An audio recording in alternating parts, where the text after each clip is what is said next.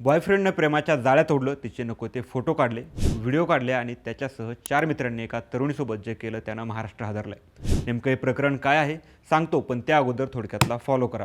कोल्हापूर जिल्ह्यातून एक अत्यंत चीड आणणारी आणि संतापजनक घटना समोर आली आहे। इथं एका 19 वर्षीय महाविद्यालयीन तरुणीवर 4 नराधमांनी तब्बल 10 महिने आळीपाळीनं लैंगिक अत्याचार केलाय।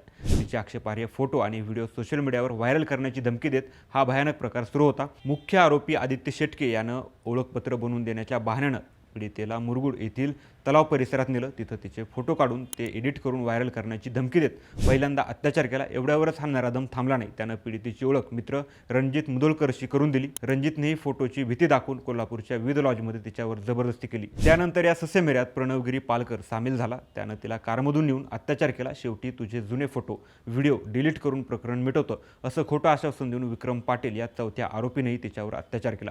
गेल्या 10 महिन्यांपासून हे चौघं आळीपाळीनं तिच्या शरीराचे लचके तोडत होते। या नराधमांच्या त्रासाला कंटाळून अखेर पीडितेनं मुरगुड पोलीस ठाण्यात धाव घेत तक्रार नोंदवली।